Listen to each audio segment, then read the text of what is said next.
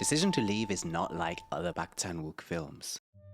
There are two things I associate with the director Park Chan-wook. The first being his specific brand of violence. It's the discomfort which I routinely feel while watching his films. It's the discomfort at what sometimes can only be described as cruelty. Decision to Leave is very toned down in comparison to, say, his Vengeance trilogy, but the violence and cruelty is rarely what actually sticks with me. It's not the reason why I think about his films even weeks after I watch them. That would be the second thing I associate with Park Chan-wook. The cuts, the wallpapers which would drive you insane if you had them in your bedroom, the insanely concise dialogue, the particular way he weaves scenes together, not just because it looks cool, but because it fits the narrative. The way he uses every detail of his environments, dialogues, score, and even the techniques used for capturing the film itself to add to the message and themes of what he wants to convey. And this is where Decision to Leave is exactly like Park Chan-wook's other films. In fact, it's a masterclass. In this video, I want to take a closer look at Decision to Leave, at some of the film's themes, and at how Park Chan-wook is able to communicate them so effectively. But first, let's spoil this film just a little bit. The film starts with a pretty simple question. Is this woman telling the truth? Hae-jun, a detective, meets a woman called Seorae when investigating the death of her husband, and Hae-jun is immediately intrigued by her, which is a bit of a problem, mainly because she is a suspect in the case, but also because Hae-jun, he's married. This sets up the basic tension of Decision to Leave. Throughout the movie, we see Hae-jun and Seorae inching closer and closer together, as we see her influence over him grow.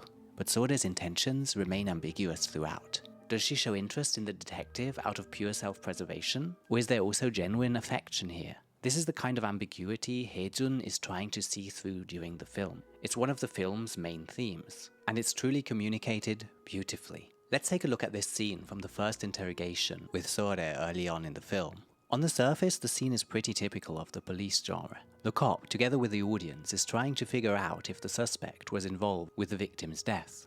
With Park Chan-wook, it's never just about what's happening on the screen though. So when watching this scene, there's a lot to unpack already. Take a look, for example, at how the characters shift in and out of focus during this interrogation scene. The camera switching focus between the characters themselves and their respective reflections. This is of course not something a camera would do by itself. It takes effort and planning to implement this. The scene makes us literally shift our viewpoint in an attempt to see the characters clearly, making for a very active viewing experience. While watching this scene, I felt engaged. Throughout the movie, the camera's framing is always excellent. Look how alone Seorae looks here. Park Chan-wook truly understands how to place the camera in service of the story he's trying to tell, making characters look big or small, in focus or obscured, depending on the situation that's unfolding. The movie in general is obsessed with vision. Seeing clearly is used here as a metaphor for discovering the truth. Hae-jun wants to see the truth. It's his driving character motivation. He actually says so outright about an hour into the film. 현장에서 시신들 보면 한 절반쯤은 눈도를 뜨고 있는데요. 그 눈이 마지막으로 봤을 범인을 꼭 잡아야겠다고 약속돼요. But by this point, Park Chan-wook has already established this. 그래서 못지않은 거예요. 피 흘리는 사진들이 막 비명을지르니까. We see Hae-jun obsessing over his unsolved cases, so much so that it keeps him up at night, and he basically becomes an insomniac. And then there's the film's focus on eyes. Look at this shot early in the film. It's a shot through the iris of the dead husband. Later on, this technique is repeated with a dead fish, And then there's also the eye drops. Hae-jun uses eye drops to enhance his vision in key moments. The view we as the audience have is often literally obscured, mirrored, or blocked by something else. This is a film which is full of fog, both figuratively and literally.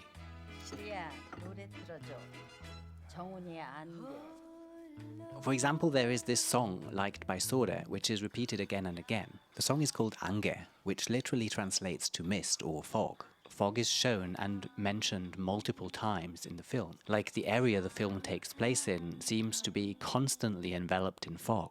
And just as Seorae is shown to like the song, she also claims to like the real thing. 이 동네 뭐 볼 거 있다고? 안개 좋아해요.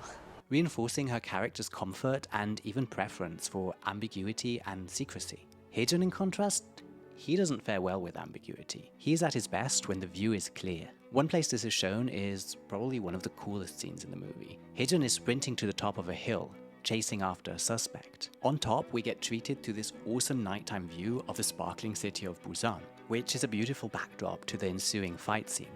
My feelings about this scene are pretty well summed up by Sorae's expression here. It's very satisfying, and in the end, Haejun comes out on top. Literally. He has caught a key witness for one of his most important cases, in a place where the view is crystal clear. This is something that happens multiple times. Haejun goes to the top of a hill or mountain or roof to find some kind of resolution. The film is associating Haejun's triumph with these high places. This combines the theme of vision with another recurring theme in the film.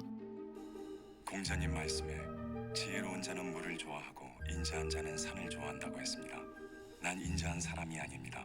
난 바다가 좋아요. Sorae quotes Confucius here. The mountain, so the saying goes, is loved by the virtuous, whereas wise people love water. A mountain is in practical terms pretty unchanging. If it was there yesterday, it will be there tomorrow as well. A big rock steadfast with a clearly visible surface. This description of a mountain pretty much describes Haejun at the start of the film. During the week, Haejun lives and works apart from his wife in another city, but he is shown as a dutiful husband, driving home late on Friday nights to cook dinner, but his priorities definitely lie with work. Haejun is constantly prepared for duty. He wears custom-made coats with extra pockets, even on his days off. Pockets he fills with useful items for his police work, but he's not shown as being an aggressive person. The things he's carrying are tissues, lip balm, hand cream, sunglasses, just practical, helpful items. Also, during the aforementioned fight scene, Haejun is shown fighting with a chainmail glove. I just wanted to bring that up. I mean, it's a chainmail glove. That's pretty out there. It's also relevant because it shows that Haejun prefers defensive tools when it comes to combat.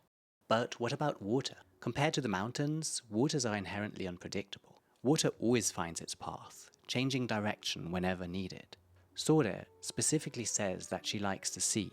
The sea is mysterious, its depth can be difficult to judge at times, an ever-changing surface obscuring the view of whatever lies beneath. It is literally used as a place to hide evidence during the film. It's apparently loved by the wise. The film shows Sorae's association with the sea in multiple ways. She's often dressed in blues and/or greens. The colours sometimes shown to be ambiguous, just as the colour of the sea itself. And then of course there's her character in general, which seems pretty opaque. As we've established, the main mystery of the film revolves around her intentions. Did she marry her husband out of self-interested reasons? Is her laugh here suspicious, or is it a reflection of her insecurities about her language? Which brings us to the way she speaks. A lot of what makes Sorae's character so great in this film is related to the way she talks. 마침내 죽을까 봐. She's originally from China, and it's implied that a lot of her Korean is picked up from watching historical dramas, giving her a somewhat archaic way of speaking. Like, here we are shown her literally using lines she previously heard in a drama, when describing, supposedly, a real-life interaction. Park Chan-wook, with the help of author Chung So-kyung, crafted Sorae's lines to make sure they are both accurate in meaning, but also often just not how somebody would actually speak. By using words in unusual ways, we are forced to think about the meaning of a phrase more closely. 저보다 한국말 잘하시네요. Conversely, Haejun also repeats or explains certain words to Sorae. 피의자 알죠? 경찰한테 의심받는 사람. Again, a word which we might have just passively taken in becomes meaningful, something to ponder. When Sorae quotes Confucius, she's communicating via a translation app, indirectly. When Sorae speaks into the app, it builds this short moment of anticipation, a short moment when we as an audience are waiting for the translation to tumble out of the app. The way Park Chan-wook uses technology in this film is pretty wild in general. It often looks like the camera is inside a phone screen, the screen's content often overlaying Haejun's face and reaction, thus showing the growing influence and impact Sorae's words have over him. Something as mundane as messaging is used to an awesome effect here. I really love the scene where Sorae is messaging Haejun and he keeps starting to type a response only to delete it over and over again. It's both really telling and a little bit relatable. Of course, this is just one of many ways Sorae's influence on Haejun is shown. We see him using some of her speech patterns and listening to the aforementioned song that she shared with him. Her subtle influence on him is felt throughout. Even as far back as the interrogation, when she says she likes the sea, he says, "Me too." 나도. This is foreshadowing and maybe also shows a lack of self-awareness. Later on he goes further. 나는야 바다의 사나이. 바다 사나이 좋아하시네. 을지로가 고향인 주제에. These are just some of the myriad of ways we see Hae-jun's growing attraction to Seorae and his resulting inability to judge impartially. There is no overt eroticism between these characters. There's just a tentative and fragile chemistry implied in thousands of tiny ways, weaving a cohesive picture. Their relationship is expressed in their interactions, be it glances or the way Seorae interacts with Hae-jun's coat. They are both shown to be somewhat old-fashioned. She calls him refined for a modern person, and he sees a kindred spirit in her, pretty much from the first interrogation. Pulling this kind of relationship off really speaks to the director's strengths and maturity. And it's especially incredible to see this being pulled off so well by a director like Park Chan-wook, for whom the safest bet would have probably been to make another movie in the vein of Oldboy, for example. The kind of movie where, first and foremost, the audience will be paying attention to... It's safe to say that this worked really well in Oldboy, with the myriad of small details playing a supporting role to making Oldboy the masterpiece that it is. So in Decision to Leave, he's really taking a risk by putting the relationship between the characters and all these small details front and center. But fascinatingly, it really works. It allows for a viewing experience where you can really take a lot in. And it feels like Park Chan-wook trusts the viewer to pay attention and rewards us for doing so. This, to me, is what makes Decision to Leave an experience which truly stuck with me and which I want to revisit year after year.